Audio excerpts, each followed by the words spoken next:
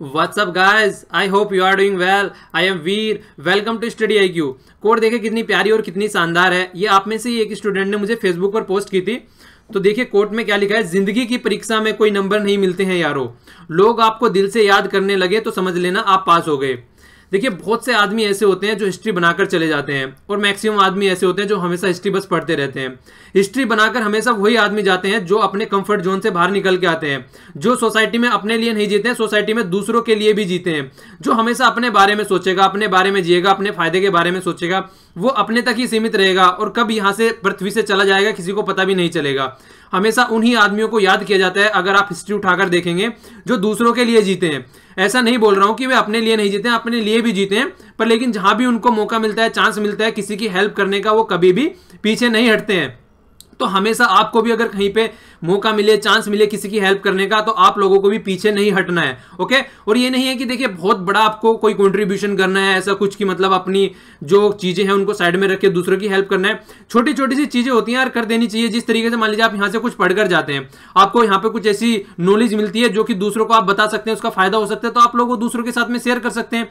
ये भी एक तरीके की हेल्प हो गई। तो अपने लेवल पे हर एक तरीके से हेल्प की जा सकती है। ऐसा कुछ नहीं है कि बहुत ही बड़े स्केल पे कोई हेल्प करेगा जाके वही सोसाइटी में हेल्प होगी। तो छोटी छोटी सी बातें होती हैं। जिस तरीके से आप सभी लोग न्यूज़पेपर वगैरह पढ़ते हैं तो यहाँ पे बहुत सारी इंफॉर्मेशन रहती है, कभी डेंगू, चिकनगुनिया, इन सब के बारे में इंफॉर्मेशन रहती है, मतलब किस तरीके से प्रिवेंशन करना चाहिए। तो ये आपके अपने आसपास वाले एरिया में लोगों को बता सकते हैं, उससे रिलेटेड जितनी भी इंफॉर्मेशन रहती है। तो इस तरीके की छोटी छोटी बातें होती हैं। तो कई सारे आज आर्टिकल भी हैं जिस तरीके से हमको अपने पेरेंट्स की देखभाल करनी चाहिए, वो सब कई एक आर्टिकल है, काफी प्यारा आर्टिकल है, उसको हम लोग अच्छे से डिस्कस करेंगे आज। ओके, तो आज 22 जून है, तो देख लेते हैं हमको कौन कौन से द हिंदू के आर्टिकल का डिस्कशन करना है। ये स्टडी IQ के पेन ड्राइव और टैबलेट के कोर्सेज अवेलेबल हैं। तो पहले ये दूसरे एग्जामों के लिए थे, लेकिन अब यूपीएससी के लिए भी अवेलेबल हैं। तो यहाँ पे जो यूपीएससी के लिए कोर्स बनाए जा रहे हैं वो भूमिका मैम के द्वारा, गौरव सर के द्वारा और महिपाल सर के द्वारा बनाए जा रहे हैं। कई सारे बंदे मेरे से पूछते रहते हैं कि मेरा भी इसमें कोई कंट्रीब्यूशन है क्या। देखिए मैं यहाँ पे द हिंदू का डिस्कशन कर रहा हूँ, तो मेरा इसमें मतलब पेन ड्राइव में कोई कंट्रीब्यूशन नहीं है। ठीक है, यहाँ पे इन फैकल्टियों के द्वारा ये बनाए गए, तो काफी अच्छी फैकल्टी है तीनों। ओके, तो यहाँ पे देखिए अगर इससे रिलेटेड आपके माइंड में कोई भी डाउट और क्वेरी है तो आप लोग यहाँ पर कॉल कर अपने डाउट क्लियर कर सकते हैं, और यहाँ पर आप इस पर स्टडी IQ की वेबसाइट पर भी आप कॉन्टैक्ट कर सकते हैं। ठीक है, ये जो फर्स्ट आर्टिकल है ये जस्टिस कर्नन से रिलेटेड है। हम लोगों ने कल न्यूज एनालिसिस में भी इस आर्टिकल को देखा था। इनको गिरफ्तार कर लिया गया है। ये देखिए जो मतलब वेस्ट बंगाल से बिलोंग करते हैं, तो वहीं पे जो हाई कोर्ट है उसके जस्टिस थे ये। तो कई सारे इनके साथ में इनके खिलाफ कोर्ट ऑफ कंटेम्प्ट के मतलब केस आए थे। उसमें से एक तो वही था 7 बेंच जो थी, जस्टिस जो हमारे चीफ जस्टिस ऑफ इंडिया है वो उसके हेड थे। तो उन्होंने भी इनके खिलाफ मतलब कई सारे मतलब केस निकाले, जिसके बारे में बोला गया कि मतलब इनको, एक तो सबसे पहली बात तो यही बोली गई थी कि इनकी मेंटल हेल्थ के बारे में कमेंट किया गया था कि इनकी मेंटल हेल्थ सही नहीं है, आप उसका इलाज करवा के आइए। तो इन्होंने उससे मना कर दिया। कई सारे ऐसे केसेस निकल के आए थे, हम लोगों ने डिस्कस किया था, और हमने कल इंपीचमेंट वाला भी डिस्कस किया था, किस तरीके से इंपीचमेंट किया जा सकता है। तो जो आर्टिकल लिखने वाले हैं ये बोल रहे हैं कि ये सही चीज नहीं है कि किसी भी जज का इस तरीके से मतलब उसको सजा सुनाई जाए, इससे लोगों का ट्रस्ट कम हो जाएगा जुडिशरी में कहीं ना कहीं। तो इस बात को यहाँ पे डिस्कस किया गया। ओके, ये वाला आर्टिकल है। इस वाले आर्टिकल में अनिल कुंबले ने, आप लोगों ने, हमने कल भी डिस्कस किया था, उन्होंने रिजाइन दे दिया अपनी पोस्ट से। तो यहाँ पर वही सब क्रिकेट के बारे में डिस्कस किया गया है कि इस तरीके से जो कैप्टेंसी है और कोच के बीच में जो रिलेशन है वो किस तरीके से चेंज होते जा रहे हैं। और एक तरीके से यहाँ पे ये बोला जा रहा है कहीं ना कहीं जो कैप्टन है उसकी दादागिरी यहाँ पर चल रही है, और जो कोच है ये उसको दिखाया, मतलब कोच को ये दिखाया जा रहा है कि मतलब कैप्टन है तो सब कुछ है। ठीक है, यहाँ पे आप लोग एक चीज याद रख सकते हैं, एडवाइजरी कमेटी। तो एडवाइजरी कमेटी भी है यहाँ पर जो एडवाइस करती है क्रिकेट में किस तरीके से चेंजेस लाने चाहिए। तो उस कमेटी में 3 मेंबर हैं। कौन कौन है 3 मेंबर, उनके आप लोग नाम याद रख सकते हैं। एक सचिन तेंदुलकर है, सौरभ गांगुली और VVS लक्ष्मण है। तो इस वाली कमेटी के आप मेंबर याद रख सकते हैं। ये एडवाइजरी कमेटी है। ओके, वो जो एडमिनिस्ट्रेटिव कमेटी है वो दूसरी है, जिसके हेड विनोद राय जी हैं, उसके बारे में बात नहीं कर रहा हूं, एडवाइजरी कमेटी की बात कर रहा हूं मैं। ओके, ये वाला आर्टिकल खासकर रिलेशन तो यहाँ पे दिखाया गया है इंडिया और यूएस का। हम 3 दिन से आर्टिकल डिस्कस कर रहे हैं, पर यहाँ पे थोड़ा सा डिफरेंट तरीके से बातें बताई गई है। इंडिया सोचता है मैं यूएसए से फायदा ले रहा हूँ, मतलब यूएसए के साथ में जिस तरीके से रिलेशन बन रहे हैं, बट लेकिन अगर उसका अपोजिट डायरेक्शन में जाया जाए तो यूएसए जो है वो इंडिया को अपने हिसाब से चला रहा है कहीं ना कहीं। अगर देखा जाए तो जो यूएसए के रिलेशन साथ में निकल के आते हैं इंडिया के, तो वो अलग तरीके के हैं। तो कई सारे इशू डिस्कस किए गए, कई डिफरेंट इशू हम अच्छे से डिस्कस करेंगे। ये वाला आर्टिकल है जिसके बारे में मैं डिस्कस कर रहा था, काफी प्यारा आर्टिकल है, जिसमें पेरेंट्स के बारे में भी, आपको जो बुजुर्ग हैं हमारे घर में, उनकी देखभाल के बारे में और किस तरीके से मतलब उनका थोड़ा रख रखाव करना चाहिए और किस तरीके से कॉस्ट बढ़ती जा रही है जैसे जैसे एजिंग हमारी पॉपुलेशन होती जा रही है। तो कई सारे फैक्ट्स भी आप लोगों को यहाँ पे देखने को मिलेंगे। तो ये आर्टिकल हम काफी अच्छे से डिस्कस करेंगे। ये वाला आर्टिकल एग्जाम के पॉइंट ऑफ व्यू से अच्छा नहीं है। ये वाला आर्टिकल मेंटल हेल्थ के बारे में जिक्र किया गया है। जिस तरीके से अभी मेंटल हेल्थ एक्ट निकल के आया है उसी के बारे में जिक्र किया गया है कि उसको आगे किस तरीके से बढ़ाया जा सकता है। तो यहाँ पे टीचिंग का और स्टूडेंट के बारे में रिलेशन बताया गया है कि किस तरीके से अगर ये टीचर को अगर ढंग से सोसाइटी में रखा जाए और उसको ढंग से मतलब उसको टीचरों को अगर लेके चला जाए तो टीचर हर चीज का सॉल्यूशन निकाल सकते हैं। ये चीजें बताई गई है। तो आर्टिकल में कई अच्छे पॉइंट भी हैं, हम इसको देखेंगे अच्छे से, ठीक है ना। ये वाला आर्टिकल एंटी प्रोफिटेरिंग से रिलेटेड है। हम लोगों ने कल भी आर्टिकल डिस्कस किया था, आज भी इसके पॉइंट्स देखेंगे, काफी अच्छे कई सारे पॉइंट्स हैं। तो ये वाला आर्टिकल भी हम लोग अच्छे से डिस्कस करेंगे। ये वाला आर्टिकल तमिलियन इशू से रिलेटेड है, जो कि खासकर जो श्रीलंका का नॉर्दर्न वाला इशू है, तो वहां पे जो पार्टी है उसमें कई सारे इशू आ गए हैं, तो उससे रिलेटेड आर्टिकल है। तो इसको भी हम लोग देखेंगे, इससे आपके माइंड में क्लैरिटी आएगी थोड़ा सा कि वहां पे एरिया में चल क्या रहा है, और खासकर पोस्ट जो वार एरा है उसके बारे में आप लोगों को थोड़ी सी नॉलेज यहां पे मिलेगी। ओके, तो आइए स्टार्ट करते हैं आज के आर्टिकल से। ये आर्टिकल है वर्गीस गे जॉर्जी के द्वारा लिखा गया है। देखिए यहाँ पे ये बात बता रहे हैं, ए मूवमेंट फॉर रियलिज्म, मतलब रियलिटी नहीं है चीजों में, सोच कुछ रहे हैं, कर कुछ रहे हैं और एक दूसरे को कहीं ना कहीं मैनिपुलेट कर रहे हैं। तो वो बातें यहाँ पे बताई गई है, खासकर इंडिया यूएस के रिलेशन के बारे में। हमारे प्राइम मिनिस्टर नरेंद्र मोदी अभी यूएस की विजिट पे जाने वाले हैं, वो हमने देखा ही था। तो जो यूएस की विजिट पे जाने वाले हैं, तो एक साइड में तो वर्ल्ड लार्जेस्ट डेमोक्रेसी है जो कि इंडिया है, दूसरी साइड में वर्ल्ड ओल्डेस्ट डेमोक्रेसी है जो कि यूएसए है। यहाँ पे कॉन्स्टिट्यूशन के बेस पे बोला जाता है, क्योंकि फर्स्ट रिटर्न कॉन्स्टिट्यूशन यूएसए का माना जाता है, ठीक है। तो ये बात बोली गई है, पर दोनों जो डेमोक्रेसी है वो उनका एक टेस्टिंग फेज चल रहा है यहाँ पे। जिस तरीके से यूएसए में कंडीशन देख लीजिए उसकी बात की गई है, और इंडिया में भी इसी तरीके से आप लोग देख सकते हैं डे बाय डे जिस तरीके की एक्टिविटीज हो रही है, तो इसको टेस्टिंग फेज बोला जा रहा है, ठीक है। तो यहाँ पे बोला गया है to nation in churning. Churning इस तरीके से वो नहीं बोलते हैं, जो आप लोगों ने देखा होगा दूध वगैरह घर पे मतलब बिलोना बोलते हैं उसको, जो ये रई वगैरह उसमें घुमा के मक्खन निकाला जाता है, तो जो घुमाया जाता है उसको, तो चर्निंग इस तरीके से इसको बोला जाता है, ठीक है। तो चर्निंग फेज से गुजर रहे हैं अगर देखा जाए तो दोनों डेमोक्रेसीज जो है यहाँ पे आज की डेट में। तो यहाँ पे टेस्ट किस चीज का हो रहा है, दोनों टेस्ट कर रहे हैं एक तरीके से रेजिलियंस, मतलब कितना लचीलापन है, खासकर जो इंस्टीट्यूशन है यहाँ पे, जो इंस्टीट्यूशन को देखिए एक तरीके से डेमोक्रेसी की बेडरूक भी बोला जाता है, मतलब बेस। जितने अच्छे इंस्टीट्यूशन होंगे, जितनी अच्छी यहाँ पे जुडिशरी होगी, और सारे इंस्टीट्यूशन कैग के हो गए या फिर कोई भी अलग इंस्टीट्यूशन ले लीजिए, चीफ इंफॉर्मेशन कमीशन हो गया, मतलब जितने भी इंस्टीट्यूशन होते हैं, ये सारे इंस्टीट्यूशन के तरीके से ही हमारी कंट्री ढंग से चलती है, कोई भी कंट्री। तो किस तरीके से इंस्टीट्यूशन में लचीलापन, वो सारी चीजें यहाँ पे आज की डेट में देखने को मिल रही है। और देखिए एक तरीके से देखा जाए दोनों को यहाँ पे क्या बोला जा रहा है कि दोनों की जो अलग अलग चीजें हैं दोनों में बेमेल है काफी हद तक, मतलब इनकॉन्ग्रुएंस बोलते हैं, बेमेल। तो पॉन्डरिंग मतलब विचार करना चाहिए, दोनों एक तरीके से अलग अलग हैं, दोनों जुड़ रहे हैं वो एक अलग बात है, पर लेकिन काफी चीजें दोनों में अलग हैं, अपने अपने इंटरेस्ट के बारे में सोच रहे हैं और फिर भी एक दूसरे के साथ में मिलकर चलने की कोशिश कर रहे हैं। पर मिलकर चलने की कोशिश भी एक जो रियलिस्टिक वे है चीजों को देखने का, वो नहीं देख रहे हैं दोनों। मतलब आप लोगों को आगे समझ में आएगा भी मैं क्या बातें कर रहा हूं यहाँ पे। पहले यहाँ पे देखिए यूएसए के बारे में क्या बातें बोली गई हैं। सबसे पहली तो बात वो भैया डीपली डिवाइडेड है आज की डेट में भी नेशनल इंटरेस्ट में। बहुत से आदमी ऐसे हैं जो कि गवर्नमेंट से आज की डेट में मतलब उसको मानते ही नहीं है कि ये गवर्नमेंट यूएसए के लायक गवर्नमेंट है, तो डिसाइड ही नहीं कर पा रहे हैं खासकर आज की डेट में कि कौन दुश्मन है और कौन दोस्त है। कहीं पे कुछ भी जाकर वो अपना डिसीजन ले लेते हैं। हम 2 दिन से वो चीजें देख रहे थे। ओके, ट्रंप का मानना क्या है, ट्रंप ये बिलीव करते हैं कि जिस कंडीशन में आज की डेट में यूएसए है उसको वहां पे नहीं होना चाहिए। वो चाहते हैं कि यूएसए एक ऐसी पावर बन जाए जिसको कोई ओवरटेक न कर सके। वो बोलते हैं कि जिस राह पर यूएसए चल रहा है, जिस तरीके से उसके चाइना के साथ में, जिस तरीके से इंडिया के साथ में और ईरान के साथ में और इजराइल के साथ में, सऊदी अरेबिया के साथ में अब तक के जो रिलेशन बनाए गए हैं ओबामा जी के द्वारा, वो एक बिल्कुल अलग डायरेक्शन के बनाए गए हैं। वो उनको चेंज करना चाहते हैं। तो ये यहाँ पे बातें बोली जा रही है कि एक जिस डायरेक्शन में वो चल रहे हैं वो उसको फील ही नहीं कर पा रहे हैं। एक तरीके से अब यहाँ पे चीजों को समझाने की बात की गई है। देखिए चाइना का जिस तरीके से एक्सपेंशन हो रहा है आज की डेट में, अगर देखा जाए हर तरीके से हर डायरेक्शन में, तो इंडिया और यूएसए में डिफेंस कोऑपरेशन भी बढ़ा है। ठीक है, तो ये तो दिखता है कि चाइना में जो एक्सपेंशन हो रहा है खासकर एशिया वाले एरिया में, तो उसकी वजह से इनके बीच में डिफेंस में कोऑपरेशन बढ़ा है। पर लेकिन अगर दूसरी डायरेक्शन में देखा जाए, जिस तरीके से इंडिया इंपॉर्टेंस दे रहा है यूएसए को कि वो हमारी हेल्प कर रहा है चाइना को टैकल करने में, ऐसा कुछ है नहीं है रियलिटी में। क्यों नहीं है रियलिटी में? अगर हम हिस्ट्री को उठा के देखा जाए ओबामा की जी भी अगर ओबामा की पॉलिसी लेके चला जाए आज तक की, तो उनका कंप्लीट फोकस किसके ऊपर था? कंप्लीट फोकस था रशिया के ऊपर, क्योंकि उस टाइम पर रशिया में एक दमखम हुआ करता था, ठीक है ना। रशिया काफी अच्छे लेवल पे वर्क किया करता था, हालांकि आज की डेट में भी कम नहीं है, पर लेकिन आज की डेट में चाइना ज्यादा बढ़ता हुआ नजर आ रहा है। तो ओबामा ने अब तक टैकल किया है रशिया को, पर लेकिन अब ट्रंप आ गए हैं, वो टैकल करने की कोशिश कर रहे हैं कहीं ना कहीं चाइना को। पर लेकिन इस चाइना को तो दोनों की पॉलिसी कंप्लीटली डिफरेंट है इन दोनों के फेवर में अगर देखा जाए तो, चाइना और इंडिया। लेकिन इंडिया क्या सोचता है? इंडिया बीच में ये सोच रहा है कहीं ना कहीं कि मतलब मेरा भी मतलब कि यूएस जो है मुझे सपोर्ट कर रहा है चाइना को टैकल करने में, पर लेकिन ऐसा कुछ नहीं है। ऐसा है पर लेकिन उस लेवल पे नहीं है जिस लेवल पे हम लोग ट्रस्ट कर रहे हैं, ठीक है। वो कंप्लीटली जो भी वर्क कर रहे हैं अमेरिका वाले, वो सारे अपने फायदे के लिए कर रहे हैं। उनका फायदे में अगर दूसरों का फायदा हो जा रहा है बीच में, तो उससे उनको कोई मतलब नहीं है। उनका प्रेफरेंस ही नहीं है इस तरीके से चाइना को ओवरटेक करना है यहाँ पे, अगर ढंग से देखा जाए। जो मेन प्रेफरेंस है अभी अर्जेंट वाला प्रेफरेंस नहीं है उनका, उनके माइंड में है कहीं ना कहीं कि चाइना को टैकल करना है, पर उनका अभी जो अर्जेंट प्रेफरेंस है वो एक तो इस्लामिज्म को किस तरीके से टैकल करना है, डोनाल्ड ट्रंप की बात कर रहा हूं, नॉर्थ कोरिया वाला इशू को किस तरीके से टैकल करना है।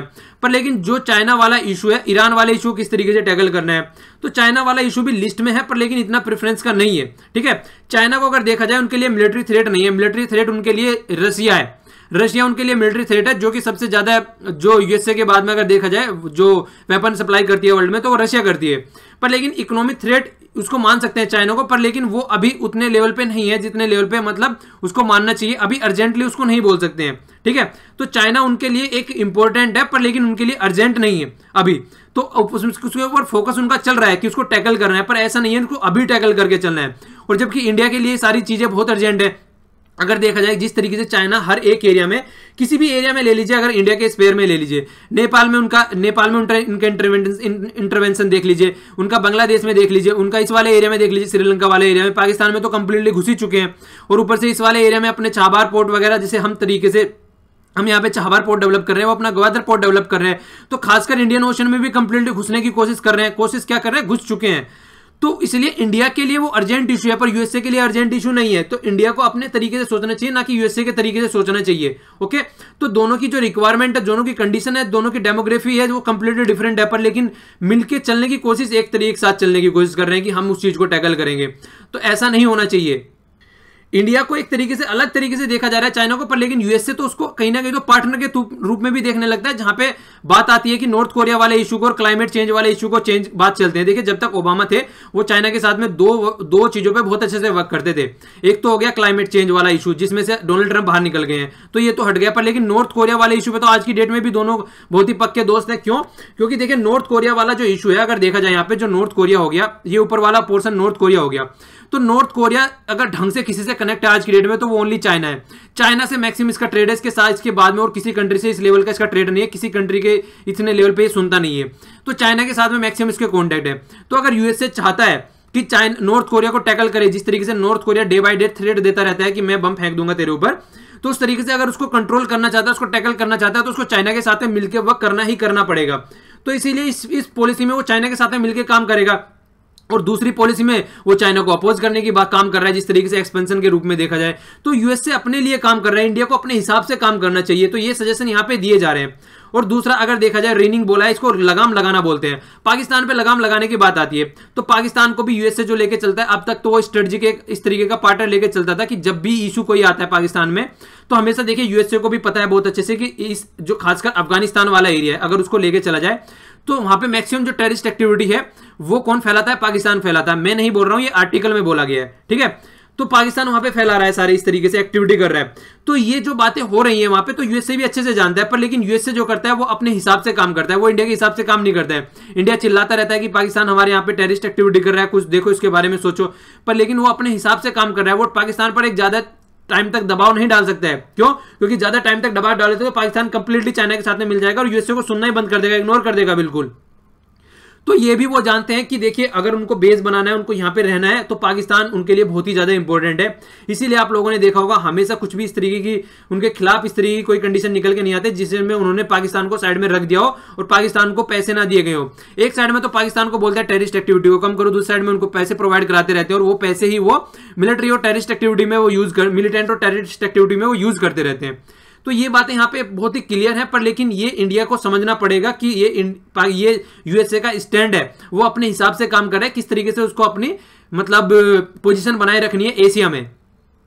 तो वो दूसरी बात हो गई। इसके अलावा अगर देखा जाए तो ट्रंप भाई साहब के जो एडमिनिस्ट्रेटर है वो ऑलरेडी ऑफर कर चुके हैं कि हम इंडिया और पाकिस्तान के जो इशू है कश्मीर से रिलेटेड उसको हम सोल्व करेंगे। पर लेकिन जबकि ये पता है यूएसए को बहुत अच्छे से कि ये हमारा बायलैटरल इशू है, हम चाहते नहीं है कोई थर्ड पार्टी आए, उसके बाद में भी ट्रंप के एडमिनिस्ट्रेशन का ऐसा कमेंट निकल के आया। तो देखिए वही बात है, दोनों के जो रिलेशन है वो एक अपनी जगह सही है, पर लेकिन उनमें कोई रियलिज्म नहीं है। रियलिज्म आप लोगों को दिखाना पड़ेगा अगर इस पार्टनरशिप को स्ट्रॉन्ग बनाना है। दोनों सोच रहे हैं कि मैं अपने हिसाब से काम करूं, वो अपने हिसाब से कर रहा है। एक दूसरे को मतलब एक फेस टू फेस आके जो बोला जाता है कि हाँ ये तेरा काम है और ये मेरा काम है, ठीक है, वो नहीं हो रहा है। वही है कि एक दूसरे को यूज करने की कोशिश कहीं ना कहीं की जा रही है, पर लेकिन असलियत में जो रिलेशन है वो सामने निकल के नहीं आ रहे। तो ये आशा कर रहे हैं कि जो अभी नरेंद्र मोदी जी विजिट पे जा रहे हैं वहां पे एक रियल रिलेशन निकल के आएंगे, एक दूसरे को यूज करने वाली पॉलिसी नहीं आएगी, उसको साइड में रखा जाएगा। ओके, ये आर्टिकल लिखा गया है वीना एस कुलकर्णी जी के द्वारा लिखा गया है, जो प्रोफेसर है। तो काफी अच्छा आर्टिकल लिखा गया है। देखिए जो एजिंग कॉस्ट है, ये बोल रहे हैं हाई कॉस्ट होगी एजिंग की, मतलब जिस तरीके से एज बढ़ती जा रही है हमारी जो सिटीजन है उनकी, तो उनका रख रखाव करना, उनकी देखभाल करने के लिए बहुत ज्यादा कॉस्ट पड़ेगी। देखिए सबसे बड़ी बात बोली जाती है prevention is better than cure. उसको क्यों बोला जाता है? उसको इसीलिए बोला जाता है क्योंकि कोई भी एक बीमारी है अगर उसको पहले प्रिवेंट कर लिया जाए तो उसमें कम खर्चा आएगा। जब क्योर करने में मान लीजिए वो इतने लेवल पे पहुंच गई एक्सटेंट पे, तो उसको वहां से ठीक करना बहुत ज्यादा मुश्किल पड़ेगा और बहुत ज्यादा खर्चा भी हो जाएगा। तो ये बात बोली जाती है prevention is better than cure, इसीलिए बोला जाता है ये। तो अभी हमारी नेशनल हेल्थ पॉलिसी निकल के आई 2017 में, जिसमें हम लोगों ने देखा कि हमने जीडीपी का उसमें रेशो बढ़ा दिया था। कई बार हम लोग डिस्कस कर चुके हैं, बताइए कि हमने उसमें कितना अपनी जीडीपी का हम उसमें खर्च करने जा रहे हैं अभी, ठीक है।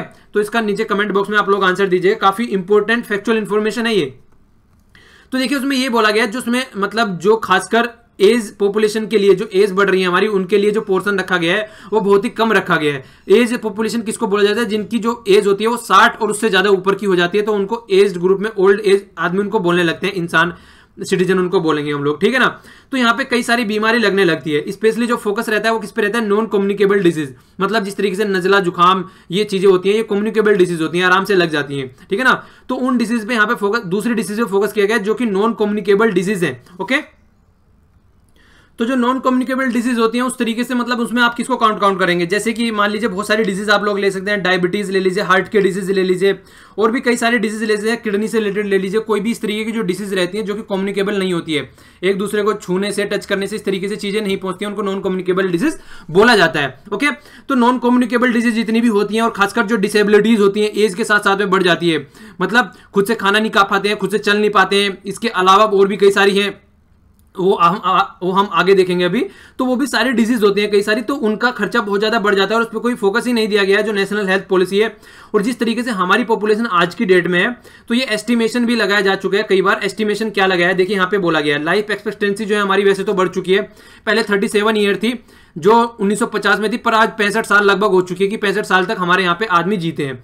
पर लेकिन अगर एज पॉपुलेशन की बात की जाए according to the UN, united nation के हिसाब से अगर देखा जाए 2011 में इन्होंने बताया था कि इंडिया की जो पॉपुलेशन है, ठीक है ना, इंडियन पॉपुलेशन, तो जो एज्ड पॉपुलेशन है जो 60 ईयर और 60 से अबव है, तो 8% है, ठीक है ना, 2010 में। पर लेकिन 19 या आप लोग बोल सकते हैं 20%, मतलब 1/5 पॉपुलेशन हमारी 2050 तक जो एज पॉपुलेशन हो जाएगी। तो आप लोग समझ सकते हैं जिस तरीके से अब अगर आप लगा के चलें, तो आज की डेट से अगर इस चीजों को लगा के चलें तो मतलब देख लीजिए 1/5% हमारी पॉपुलेशन इस एज में पहुंच जाएगी, जो एक ह्यूज पॉपुलेशन होगी। अगर उस पॉपुलेशन को हम ढंग से देख के नहीं चलेंगे, देखभाल नहीं चलेंगे, उनको ढंग से फैसिलिटी प्रोवाइड नहीं कराएंगे, तो ये एक बहुत ही बड़ा बर्डन बन जाएगा हमारी सोसाइटी के ऊपर, क्योंकि सोसाइटी में उस तरीके की फैसिलिटी अवेलेबल नहीं रहेंगी, तो चीजों को टैकल करना बहुत ही भारी पड़ जाएगा उस टाइम पर।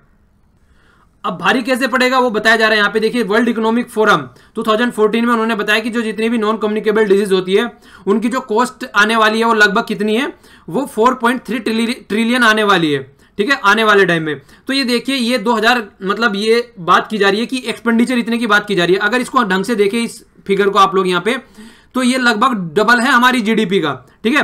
तो ये इतनी बात यहाँ पे बोली जा रही है, तो इतना मनी कहाँ से आएगी अगर इस पे अभी से फोकस करके नहीं चला जाएगा। और इसके अलावा हम लोग देखते हैं कि कई सारी चीजों में वैसे जैसे अगर हम देखें तो इन्फेंट मोर्टेलिटी रेट, ठीक है ना, ये हमारा क्या हो रहा है, डिक्लाइन हो रहा है, ठीक है।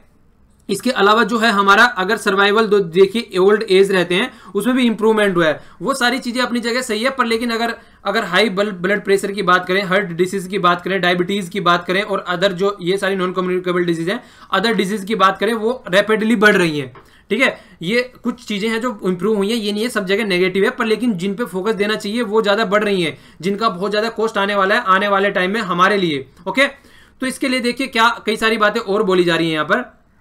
वो तो डिसीज हो गई, पर लेकिन डिसेबिलिटीज के बारे में जिक्र किया गया। डिसेबिलिटीज कैसे होती है, जैसे जैसे एज बढ़ती चली जाती है, तो आप लोगों ने देखा होगा जितने भी हमारे घरों में भी जो बूढ़े आदमी रहते हैं, बूढ़े हमारे जो दादा दादी होते हैं, उनके आप लोगों ने देखा होगा चलने में प्रॉब्लम होती है, टॉयलेट में ढंग से नहीं जा पाते हैं वो लोग, अपने कपड़े खुद से नहीं पहन पाते हैं। तो देखिए ये यहाँ पे मैं आप लोगों को बोलूंगा बिल्कुल किस तरीके की कंडीशन हो जाती है, बिल्कुल ऐसी कंडीशन हो जाती है आज की डेट में। यहाँ पे जिस तरीके से बच्चों की देखभाल करते हैं माँ बाप, उनको भी बिल्कुल उसी तरीके की देखभाल की जरूरत पड़ जाती है उस टाइम पे अपने बच्चों की।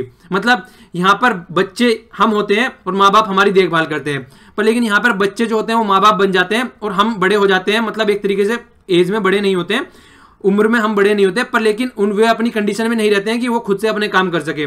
तो इस टाइम पे हमको उनके साथ में रहना है, क्योंकि जब इस टाइम पे उन्होंने हमारा साथ नहीं छोड़ा, तो इस टाइम पे हम लोग उनका साथ कैसे छोड़ सकते हैं यार। तो हमको उनका साथ देना है। और मैं तो ये मानता हूं, चलिए अभी ये क्वेश्चन भी आप लोगों से पूछूंगा, पहले इसको देख लेते हैं आर्टिकल को। देखिए अगर देखा जाए तो ये एक अनडिनाइबल फैक्ट है कि ओल्ड एज आदमी होना ही होना है, सबको एक दिन बूढ़ा होना है, सबको एक्सपायर होना है, ठीक है, वो एक फैक्ट है, उसके बारे में कुछ नहीं किया जा सकता। तो हम उनका कुछ सोल्यूशन निकाल सकते हैं जिससे कि ओल्ड एज के टाइम में कोई प्रॉब्लम ना हो। तो क्या हो सकता है, पेंशन वगैरह प्रोवाइड कराया जाए, इंश्योरेंस प्रोवाइड कराया जाए, पब्लिक की स्पेंडिंग ज्यादा बढ़ाई जाए थोड़ी सी प्रोग्राम के ऊपर, उसके अलावा भी इक्विपमेंट फैसिलिटी प्रोवाइड कराई जाए उनको। तो ये सब चीजें हम प्रोवाइड करा सकते हैं, पर लेकिन बेस्ट सोल्यूशन आपके हिसाब से क्या है, ये क्वेश्चन है आपके हिसाब से। आपको इसके बारे में मतलब आपको इसके बारे में पॉइंट्स लिखने की कोशिश कीजिएगा, थोड़ा सोचिएगा, और खासकर जो सोचना है ना आपको, अपनी फैमिली को, अपने पेरेंट्स को, अपने जो दादा दादी हैं उनको माइंड में रख के सोचिएगा कि क्या क्या फैसिलिटी है उनको प्रोवाइड करा सकते हैं जिससे कि उनको कोई प्रॉब्लम ना हो। देखिए सबसे बेस्ट सोल्यूशन मेरे हिसाब से गवर्नमेंट वो नहीं कर सकती है, गवर्नमेंट एक लेवल तक सोल्यूशन प्रोवाइड करा सकती है, पर लेकिन बेस्ट सोल्यूशन मेरे हिसाब से कौन है, वो है हम लोग। अगर हम लोग अपने माँ बाप की देखभाल उसी तरीके से करेंगे जिस तरीके से बचपन में हमारी देखभाल की गई है, तो आई थिंक ये बेस्ट सोल्यूशन है मेरे हिसाब से। तो इससे अच्छा कोई सोल्यूशन हो ही नहीं सकता है। देखिए ये कहावत भी सुनी गई है कि एक माँ बाप 100 बच्चों को पाल सकता है, ठीक है ना, पर लेकिन 100 बच्चे मिलकर भी अपने एक बूढ़े माँ बाप की देखभाल नहीं कर पाते हैं। तो ये बहुत ही क्रूशियल नेगेटिव चीज है एक तरीके से। जो जिन इंसानों की वजह से आज की डेट में हम एग्जिस्ट कर रहे हैं, हम उन्हीं की देखभाल नहीं कर पा रहे हैं। तो कम से कम ये हमारा दायित्व बनता है, और दायित्व बने या ना बने, मैं तो ये मानता हूं यार अपने माँ बाप की तो नहीं, अपने माँ बाप की नहीं बल्कि दूसरों के भी अगर आपको हेल्प करने को मिले, पड़ोस में आपको कोई दिखता है उनकी भी हेल्प कीजिए, अपने माँ बाप की तो करनी ही करनी है, ठीक है। अगर कोई सब अपनी अपनी ड्यूटी करना स्टार्ट कर देंगे ढंग से तो सारी चीजें सॉर्ट आउट हो जाएंगी। पर यही है कि जो अपनी ड्यूटी नहीं करता है फिर वो बर्डन बनते चले जाता है दूसरों के ऊपर। तो इसके ऊपर आप जितने पॉइंट लिख सकते हैं लिखिएगा, ये आज का आपका क्वेश्चन है, तो सोचिएगा, आपके फैक्ट है ये, सोचिएगा बैठ के थोड़ा इसके बारे में अच्छे से। ये वाला आर्टिकल हेमचंद्र कहारा जी के द्वारा लिखा गया है, ये भी एक प्रोफेसर आप इनको बोल सकते हैं। तो यहाँ पे देखिए जो अभी बात किस बारे में बात कर रहे हैं, ये मेंटल हेल्थ, जो आप लोगों ने देखा होगा जिस तरीके से डिप्रेशन में आदमी चले जाते हैं या कोई भी इस तरीके की कंडीशन होती है, अगर किसी को कोई प्रॉब्लम हो रही है, काफी लंबे समय तक वो नेगेटिव चीजें आ रही हैं उसके माइंड में, अगर डिप्रेशन में चला जा रहा है, तो हमारे यहाँ पे क्या बोला जाता है, यार कहीं पे जाकर हिली एरिया में घूमे, दिमाग सही हो जाएगा। थोड़ी बहुत देर में सर में दर्द हो रहा है तो बोलते हैं सो जा, उठने के बाद में बिल्कुल सब सही हो जाएगा। वो एक डिजीज होती है, वो एक बीमारी होती है, उसको हमारी सोसाइटी में, खासकर इंडियन सोसाइटी में बहुत ही लाइटली लिया जाता है, ठीक है। तो यहाँ पे यूनिवर्सिटी की बात कर रहे हैं उसके बारे में। तो देखिए आर्टिकल को देखते हैं हम लोग। यहाँ पे देखिए अगर मेंटल हेल्थ केयर एक्ट की बात करें तो पार्लियामेंट के द्वारा भी रिसेंटली अप्रूव किया गया है, ठीक है। तो यहां पर अब तो क्या बोला गया, अगर कोई इसको डिनाई करेगा, अब पहले क्या बोला जाता था, अगर मान लीजिए दो पेशेंट है, एक तो मेंटल हेल्थ का पेशेंट है और दूसरा कोई दूसरी बीमारी का पेशेंट है और दोनों हॉस्पिटल जा रहे हैं, तो मेंटल हेल्थ वाले को बोला जाएगा ऐसा कर, मूवी वगैरह देख के, घूम के, थोड़ा एंजॉय करके सही हो जाएगा। और जो दूसरी डिजीज है उसको वहां पे एडमिट कर लिया जाता था। मतलब इनको एडमिट भी नहीं किया जाता था अगर कोई डिप्रेस्ड है या फिर कोई नेगेटिव डायरेक्शन में सोच रहा है, तो उन चीजों पर फोकस भी नहीं किया जाता था।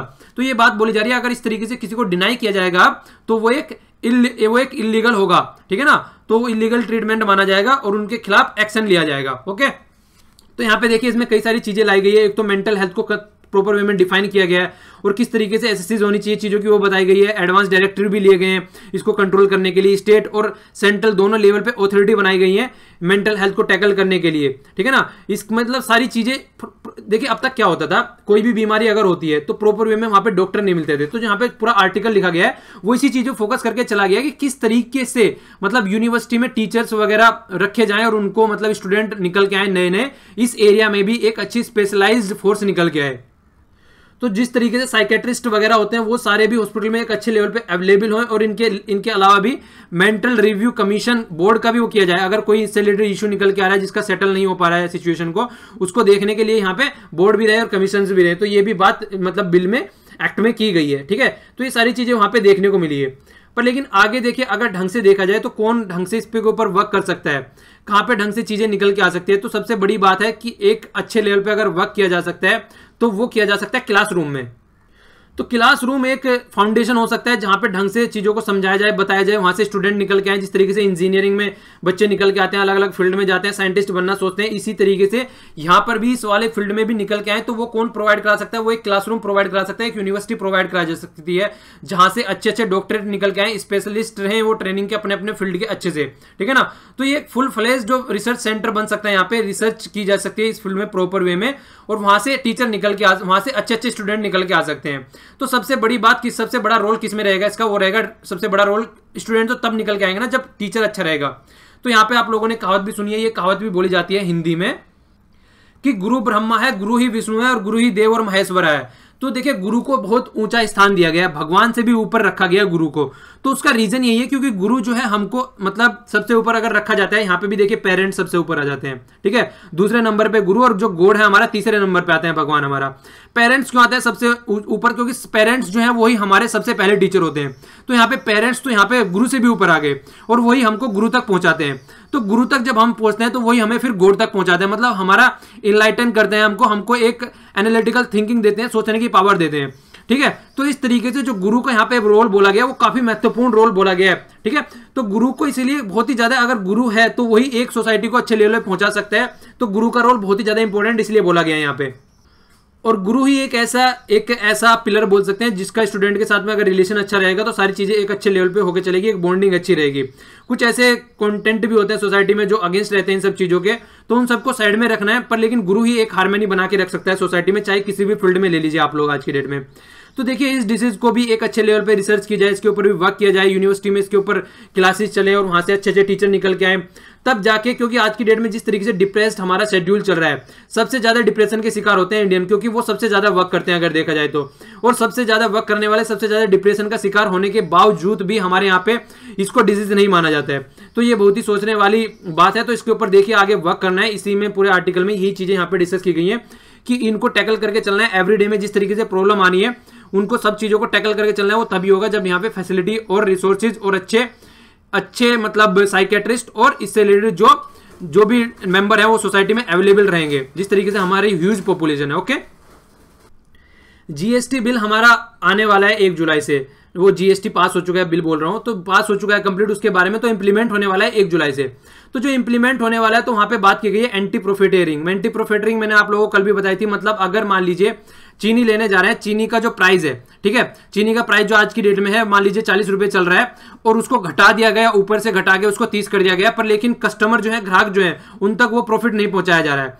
तो उसको देखने के लिए जिस तरीके से बहुत सारे टैक्स चेंज होंगे, कई सारी फैसिलिटी चेंज होगी जो पुरानी चली हुई आ रही थी, तो जो नई अब चीजें निकल के आएंगी उनके हिसाब से चीजों को चेंज करना, तो उसको देख रेख करने के लिए यहाँ पे क्या बनाने की बात चल रही है, ये ऑथोरिटी की बात चल रही है, नेशनल एंटी प्रॉफिटेरिंग। ये मतलब ऑथोरिटी नापा, मतलब ये नापेगी मतलब ये उन्हीं को देखेगी, उन्हीं को नापेगी अगर कोई आदमी ढंग से काम नहीं कर रहा है तो ये तो जो ये राइटर है ये इससे खुश नहीं है, ये बोल रहे हैं कि ये सही नहीं है। तो जो ये चीज रखने जा रहे हैं इसका कोई सेंस नहीं बनता है इकोनॉमी में। कहां तक चीजों को चेक करेंगे, किस किस दुकान के पास जाएंगे, किस किस कंपनी के पास जाएंगे, कितने आदमी आप लोग रख सकते हैं यहाँ पे इन चीजों को टैकल करने के लिए। देखिए, सबसे बड़ी बात ये होती है, अगर कोई चीज का प्राइस डिक्रीज हो रहा है अगर, तो खासकर दुकान वाले भी सोचते हैं कि उसका डिक्रीज किया जाए प्राइस, क्योंकि कस्टमर को जितना ज्यादा फायदा होगा वो उनकी दुकानों पे आएगा। एक तो वो बात होती है। दूसरी बात क्या बोली गई है कि जो प्राइस का जो डिसीजन होता है वो कंप्लीट मार्केट में डिपेंड करता है डिमांड एंड सप्लाई के ऊपर। जितनी ज्यादा डिमांड एंड सप्लाई रहेगी उसी हिसाब से प्राइस जो होता है अपना आप एडजस्ट होता रहता है। तो इसका कोई सेंस नहीं बनता है जो ऑथोरिटी आप लोग बनाने जा रहे हैं। तो ये ऑथोरिटी प्रपोज की गई है, हम लोगों ने देखा था इसके बारे में जीएसटी में, इसको टैकल करने के लिए चीजों को। तो इस ऑथोरिटी को कई सारी पावर भी दी गई थी। वो पावर हम लोगों ने देखी थी, क्या दी गई थी कि अगर कोई प्राइस डिक्रीज नहीं करे तो प्राइस डिक्रीज करवाना है, पेनल्टी इंपोज करनी है, और इवन किसी का रजिस्ट्रेशन भी कैंसिल कर देना है अगर इस तरीके की मतलब एक्टिविटी में संलिप्त पाया जाता है। तो ये कहीं ना कहीं देखिए, अगर जिस तरीके से करप्ट और ये इस तरीके की चीजें हो रही हैं और सोसाइटी में इस तरीके से, दुकान वाला तो जो कर रहा है, आप जो बॉडी बनाएंगे वो भी तो करप्ट और इनएफिशिएंट हो सकती है। तो ये कहीं ना कहीं आप लोग जो जो इंस्पेक्टर राज था वो फिर से आ सकता है, ठीक है ना। मतलब वही है कि अपना जाके इंस्पेक्टर को पैसे खिला दिए, वो बोल देगा जाके सब कुछ सही चल रहा है, तो वो राज फिर से आ सकता है। तो कहीं ना कहीं ईज ऑफ डूइंग बिजनेस वाला फंडा फिर आप लोगों का साइड में रह सकता है, जिसके आप इतने दिनों से फोकस करके चल रहे हैं। तो इसको इंप्लीमेंट करना इनके हिसाब से सही नहीं है, ठीक है।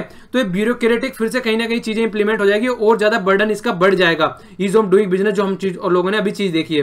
तो ये बात बोल रही है सही नहीं है, तो इन्होंने क्रिटिसाइज किया। छोटा सा आर्टिकल था यहाँ पर।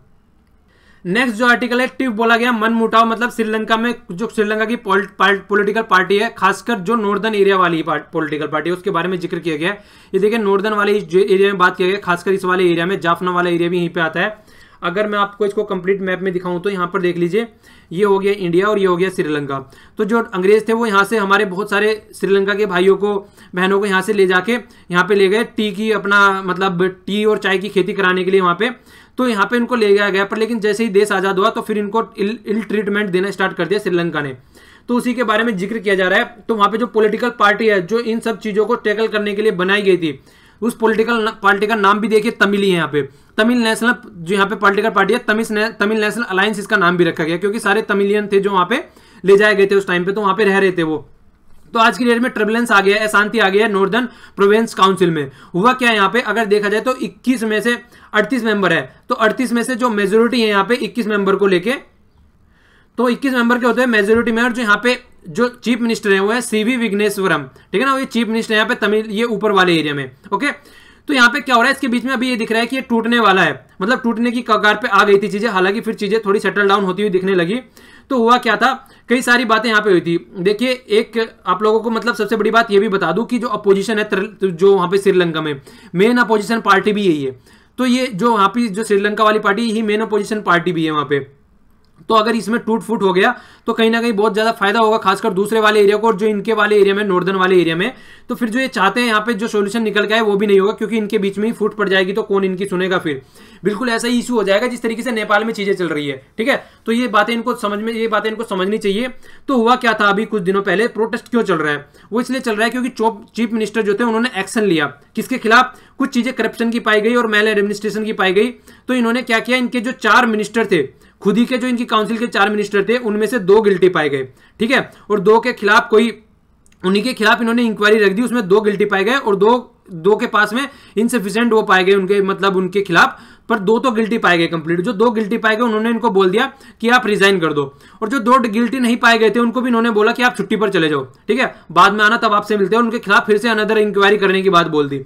तो देखिए जो गिल्टी पाए गए उनके खिलाफ समझ में आता है, जो गिल्टी नहीं पाए गए उनके खिलाफ भी इस तरीके की वो स्टेप्स ले रहे हैं। तो इससे जो काउंसिल है उसमें कहीं ना कहीं रोष फैल गया, ठीक है। तो इसीलिए ये चीजें इस तरीके से निकल के आई। अगर दूसरा इनका थोड़ी हिस्ट्री भी देखा जाए, जो यहाँ पे तमिल नेशनल अलायंस ये मिलके बना हुआ है, तो 4 पॉलिटिकल पार्टी यहाँ पे डिफरेंट जिनकी हिस्ट्री है वो सब मिलके साथ में आई थी। जो अलग अलग हिस्ट्री वाले आदमी मिलके यहाँ पे काम कर रहे हैं, अगर इस तरीके से चीजें निकल के आएंगी तो कहीं ना कहीं बोल देंगे कि भैया तुम अपने घर और हम अपने घर। तो इनमें से हालांकि बाद में जब चीजें कंट्रोवर्सी है उसका एंड हो गया, क्यों, क्योंकि जो 2 थे उनको रिजाइन करने के लिए बोल दिया, पर जो 2 आदमी थे उनको क्या कर दिया गया, उनके खिलाफ जो था वो डिसीजन चीफ मिनिस्टर का वो रिवर्स कर दिया गया, ठीक है। उन्होंने बोला कि इनके खिलाफ, इनको गिल्टी नहीं पाया गया तो इनके खिलाफ कोई डिसीजन नहीं लिया जाएगा। पर लेकिन उन्होंने चीफ मिनिस्टर ने यह भी बोला साथ साथ कि आप इंटरफेयर न करें अगर कोई इंक्वायरी काइंड ऑफ चीजें चल रही है, ठीक है।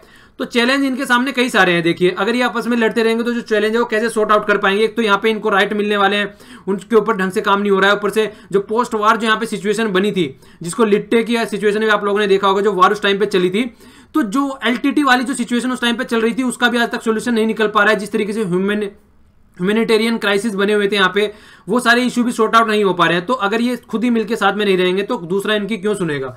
तो ये बात यहाँ पे बोली गई है। तो देखिए यहाँ पे कोलंबो है इसकी कैपिटल, और श्रीलंका में भी ये रुपी चलता है, श्रीलंकन रुपी बोलते हैं उसको, ठीक है। तो आप लोगों को दोनों याद रखिएगा यहाँ पे। आइए अब आगे चलते हैं। ये वाला आर्टिकल, फर्स्ट आर्टिकल है 1 और 2 पेज पर है। यहाँ पे सऊदी अरेबिया, जो आप लोगों ने अभी काफी दिनों पहले न्यूज में देखा हो, कितना न्यूज में था, खासकर कतर वाले इशू को लेके। ये सऊदी अरेबिया हो गया, यहाँ पे कतर हो गया, तो इसको लेके काफी इशू में। तो अभी क्या किया गया यहाँ पे, जो यहाँ पे फिलहाल अभी राजा है, तो उनके बेटे सलमान को इन्होंने क्या किया है, मतलब अपने जो भतीजा उसको हटा के इनको यहाँ पे सलमान जी को इनको अपना हायर नीचे नियुक्त कर दिया गया। इनके पास में डिफेंस वाला एरिया भी है। तो ये बोला जा रहा है कि ये बहुत ही अच्छा वर्क कर रहे हैं यहाँ पे। हर एक एरिया में इन्होंने सोशल सिक्योरिटी से रिलेटेड, सोशल सोसाइटी से रिलेटेड बहुत सारी स्कीम लेके आए, और खासकर जो टैकल कर रहे हैं इशू को मिलिट्री वाले, क्योंकि यहाँ पे डिफेंस मिनिस्टर भी है, वो भी इशू को बहुत अच्छे से टैकल करके चल रहे हैं। खासकर यमन वाला इशू ले लीजिए और कतर वाला इशू ले लीजिए, तो इसीलिए इनको रिप्लेस कर दिया गया है। तो इसी के बारे में आर्टिकल था, खासकर जिस तरीके की सिचुएशन बनी हुई है उस वाले एरिया में, तो इसीलिए ये काफी एक इंपॉर्टेंट भी इनका स्टेप्स माना जाता है। और खासकर आने वाले टाइम में मतलब इन्हीं का एक मतलब रास्ता क्लियर हो गया कि आने वाले टाइम में किंग भी यही बनेंगे। ओके, पेज 7 पर न्यूज है टीबी से रिलेटेड है। अब टीबी का मरीजों को अपना उपचार कराने के लिए आधार कार्ड की जरूरत देनी पड़ेगी, मतलब आधार कार्ड देना पड़ेगा, ठीक है ना। सबसे पहले आप लोगों के लिए क्वेश्चन है, कब तक टारगेट लगाया गया कि टीबी को खत्म करना है? पहले भी 2 बार डिस्कस कर चुका हूं मैं ये, तो आप लोगों को नीचे कमेंट बॉक्स में आंसर दीजिएगा इसका, ठीक है। तो यहाँ पे देखिए क्या चीजें हो रही हैं कि जिस तरीके से पेशेंट है तो उनको क्या होता है, देखिए फ्री ट्रीटमेंट दिया जाता है, पर लेकिन अगर उनको ट्रीटमेंट जो दिया जाता है उसके बाद भी अच्छे से चीजें नहीं हो पाती हैं, तो उनको ढंग से देख रेख की जाए। तो उसके लिए आप लोगों ने हम लोगों ने डिस्कस भी किया था। क्या डिस्कस किया था? ये हम लोगों ने डिस्कस किया था कि मल्टी ड्रग रेजिस्टेंस डिसीज बन जाती है, मतलब वो रेजिस्टेंस करने लगती है मतलब उसको दवाई को, अगर वो ढंग से देख रेख नहीं की जाती है। तो डोट्स बोला जाता है इनको, direct observed treatment short course, ठीक है। तो ये इस तरीके की चीजें वर्क करना बंद कर देती हैं जो कि एक रेगुलर दवाई होती है। तो उसके बारे में हम लोगों ने देखा था। तो असिस्टेंट जो दिया जाता है कई सारी जगह दिया जाता है, खासकर ट्राइबल वाले एरिया में भी कई सारे असिस्टेंट दिए जाते हैं सिलिड, तो उसका भी नेगेटिव तरीके से यूज होता है, जिनको मिलना चाहिए उनको नहीं मिलता है और वो दूसरे की जेब में चला जाता है। तो वो भी सब टैकल करने के लिए आधार कार्ड से इसको कनेक्ट करने की बात की गई है यहाँ पर। पेज 7 पर न्यूज दी गई है। देखिए हमने देखा था कि जिस तरीके से न्यूक्लियर पावर प्लांट के बारे में जिक्र कर रही थी, उस पर जितना खर्च कर रहे हैं, अगर उतना खर्च हम सोलर पावर पे खर्च करें तो वो ज्यादा फायदेमंद रहेगा। ये चीजें हम लोगों ने देखी थी, क्योंकि यहाँ पे ज्यादा जॉब जनरेट होगी। तो वही बातें यहाँ पे बोली गई हैं। तो रिसर्च निकल के आई है कि जिस तरीके से हमारा टारगेट कितना है, 2022 तक हमारा टारगेट कितना है, 175 गीगावाट हमको प्रोड्यूस करना है। तो उसमें बोला जा रहा है कि लगभग 3 लाख जॉब नहीं प्रोड्यूस होंगी। तो ये रिसर्च किया गया है, तो उसके रिसर्च के बेस पे यहाँ पे चीजें बोली जा रही हैं, ठीक है। तो जो रिसर्च किसके द्वारा किया जा रहा है? Council of energy, environment and the water, तो इसके द्वारा। और दूसरा कौन है? दूसरा है natural resource and the defence council. तो इन दोनों के द्वारा ये इस तरीके के डेटा सामने निकाल के लेके आए हैं। तो ये 90% जो जॉब बोली जा रही है वो सोलर सेक्टर में निकल के आएगी, ठीक है। वैसे दोनों में सोलर और विंड की बात दोनों की गई, पर सोलर सेक्टर में ज्यादा निकल के आएगी। टारगेट हमारा मैंने आप लोगों को बताया यहाँ पे, जो कि 175 गीगावाट है, ठीक है। अगर इसको मेगावाट में बोला जाए तो ऐसे बोला जाएगा 175 के मेगावाट, ओके। तो यहाँ पे क्या हो गया, 2022 तक हमारा टारगेट है, पर लेकिन जो अब तक टारगेट कंप्लीट कर पाए हैं वो ओनली 10% कर पाए हैं। हालांकि उससे दूर है, पर लेकिन इस पर वर्क करना बहुत ही ज्यादा जरूरी है, वो भी प्रॉपर वे में। ये बहुत अच्छा फैक्ट हो सकता है आप लोगों को आंसर राइटिंग में भी कई जगह। देखिए क्या बोला गया, सिंस 90s। तो ये बताया गया डेमोक्रेसी और मिलिट्री और मोनार्की और इसके अलावा जो सिंगल पार्टी है उस पर फोकस किया गया है। तो डेमोक्रेसी बहुत अच्छे लेवल पे बढ़ रही है, ठीक है ना। अगर मिलिट्री देखा जाए तो वो घट रही है, 2000 के बाद में तो घटनी स्टार्ट हो गई। यहाँ पे बहुत अच्छे लेवल पे मिलिट्री के रूल थे, हर जगह मिलिट्री के रूल शासन पाए जाते थे। पर लेकिन आज की डेट में डेमोक्रेसी पे ज्यादा फोकस किया जा रहा है, ठीक है। डेमोक्रेसी देखिए कितने अच्छे लेवल पे चल के आ रही है, ओके। तो डेमोक्रेसी ज्यादा लेवल पे है, तो इसीलिए मतलब यहाँ पे फैक्ट है। अगर पूछा जाए कहीं पे इस तरीके से क्वेश्चन भी आए तो आप लोगों को पता होना चाहिए इसके बारे में। ये जस्ट एक इन्फॉर्मेशन टाइप है कि पेज 11 पे दी गई है। ओल्ड नोट जो है बैंक ने बोल दिया है कि आगे 30 दिनों तक आप फिर से लेके आ सकते हैं यहाँ पर लेकिन आपको रीजन देना पड़ेगा कि अब तक कहाँ पर लेकर घूम रहे थे इनको, आप इतने लेट क्यों आ रहे हो यहाँ पर। तो 30 दिन का और दे दिया गया है यहाँ पर टाइम कि आप उसमें जमा कर सकते हैं। डिमोनेटाइजेशन होता है 8 नवंबर को, उससे बाद में चीजें चल रही थी, ठीक है। पेज 13 पर न्यूज है, सेबी से related security exchange board of India बोला जाता है, देख रेख करती है खासकर स्टॉक मार्केट का। तो यहाँ पे जिक्र किया गया उसी के बारे में कि स्टॉक मार्केट किस तरीके से जो डेट होता है, बैड लोन होता है, उनको किस तरीके से टैकल करके चलना चाहिए। उनको खरीदने और बेचने में अगर कोई डेट एसेट बन गया है, एनपीए जिसको बोलते हैं, नॉन परफॉर्मिंग एसेट्स अगर कोई बन गया है तो उसको आराम से बेचा जा सके, खरीदा जा सके, उसके बारे में इन्होंने अपने नॉर्म्स जो है वो ईजी कर दिए हैं, जिससे कि इस तरह की प्रॉब्लम को टैकल कर लिया जाए, ठीक है। पेज 14 पर न्यूज है टी बोर्ड से रिलेटेड। पहले टी बोर्ड के बारे में आप लोग समझ लीजिए। यहाँ पे देखिए इसका जो फॉर्मेशन हुआ था वो 1954 में हुआ था, ठीक है। जो इसका हेडक्वार्टर है वो कोलकाता में है, तो आप लोगों को इसका याद रखना है, ठीक है। तो कोलकाता में है, वेस्ट बंगाल में, ओके। तो आगे भी कई जगह इसकी लोकेशन है, मतलब जिस तरीके से हमारी टी जो है वो काफी फेमस है ऑल ओवर वर्ल्ड, तो इसके कई जगह लोकेशन और भी है ऑल ओवर वर्ल्ड, जिस तरीके से लंदन, यूके या यूए, रसिया, कई जगह दिखाया गया है यहाँ पे, ठीक है। तो ये बातें यहाँ पे बोली गई हैं। तो यहाँ पे अभी इन्होंने क्या किया है, देखिए 100% यहाँ पे आउटपुट ये बोल रहे हैं, अगर ऑक्शन के थ्रू बोला जाता है, बोली लगा के अगर चीजें बोली जाती है, बोल रहे हैं उसमें सबसे ज्यादा फायदा है, ठीक है। पर लेकिन जो बड़े उद्योगी इंडस्ट्री वाले वो बोलते हैं कि ऑक्शन भी कई तरीके का डिफरेंस पाया जाता है, कहीं तो कुछ ऑक्शन लगता है, कहीं पे कुछ ऑक्शन लगता है। तो जो बड़े बड़े लेवल पे वर्क कर रहे हैं उनके लिए तो ये बोल रहे हैं हमारे लिए सही नहीं है। पर लेकिन जो छोटे छोटे वर्क कर रहे हैं, जो छोटे छोटे टी वेंडर है, जो छोटे छोटे मतलब फील्ड वाले हैं, वो बोल रहे हैं हमारे लिए फायदेमंद है। तो देखिए ये बातें बोली जा रही है। तो ऑक्शन सबसे बेहतर एरिया वैसे माना जा रहा है इस चीज को टैकल करने का यहाँ पर, ओके। अच्छा, इंडिया में ये बताइए आप लोग, सबसे ज्यादा टी प्रोड्यूस किस एरिया में होती है, सबसे ज्यादा कॉफी प्रोड्यूस किस एरिया में होती है? कमेंट बॉक्स में दोनों का आंसर आप लोगों को देना है, ओके। ये वाला हो गया, मैंने आप लोगों से क्वेश्चन पूछा था नेपाल को किसने स्टेट हमारे टच करते हैं, उत्तराखंड करता है, उत्तर प्रदेश करता है, बिहार करता है, वेस्ट बंगाल करता है और सिक्किम करता है। स्कैवेंडियन कंट्री के बारे में मैंने आप लोगों से पूछा था, डेनमार्क हो गया, नॉर्वे हो गया और स्वीडन हो गया। आप लोगों को यहाँ पे देखने को मिलेगा, ये हो गया डेनमार्क, ये हो गया नॉर्वे और ये हो गया स्वीडन। इनको स्कैवेंडियन कंट्री बोला जाता है। ओके, मैंने मेंबर पूछा था परमानेंट मेंबर कौन है, P5 भी बोला जाता है इनको। ये चाइना, फ्रांस, रशिया, यूके और यूएसए है जिनके पास में वीटो पावर है। ये किसी भी चीज को वीटो कर देते हैं तो वो चीजें पास नहीं होंगी वहां पे। ओके, इसके बाद में मैंने physical responsibility budget management act FRBM के बारे में पूछा था। इसके जो हेड थे वो NK सिंह जी थे। फिर इसके बारे में मैंने पूछा था डेब्ट टू GDP रेशियो के बारे में कितना होना चाहिए, वो टोटल जो कम करना है इनका टारगेट दिया गया था NK सिंह कमेटी के द्वारा, वो 60% दिया गया था। 60 में से 40% सेंटर को करना है और 20% स्टेट को करना है। ओके, इसके अलावा स्पेस एजेंसी के बारे में मैंने आप लोगों से पूछा था। जिस तरीके से इंडिया की इसरो है जिसको बोलते हैं इंडियन स्पेस रिसर्च ऑर्गेनाइजेशन, इसी तरीके से यूरोपियन यूनियन की है उसको यूरोपियन स्पेस एजेंसी बोलते हैं, ESA बोलते हैं। चाइना की इसको बोलते हैं China national space administration, CNSA बोलते हैं। जापान की को बोलते हैं जापान एरो एक्सप्लोरेशन एजेंसी बोलते हैं, ठीक है ना, तो इसको JAXA बोलते हैं, आप लोग JAXA बोलते हैं इसको। तो national aeronautical space administration NASA हो गई USA की। रशिया फेडरल स्पेस एजेंसी ये रशिया की हो गई, ठीक है ना। तो ये आप लोगों को याद रखना है, कई बार ये मैचिंग में आ जाता है कि इसको मैच करके बताओ कि कौन सी कंट्री की है। ओके, तो आज के लिए इतना ही। लेक्चर पसंद आया तो लाइक कीजिए, नहीं पसंद आया तो डिसलाइक कीजिए और चीज़ों को शेयर भी कर दिया कीजिए अगर आप लोगों को पसंद आती है तो। काफ़ी लेट हो गया आज यार, तो thanks a lot for listening. जय हिंद।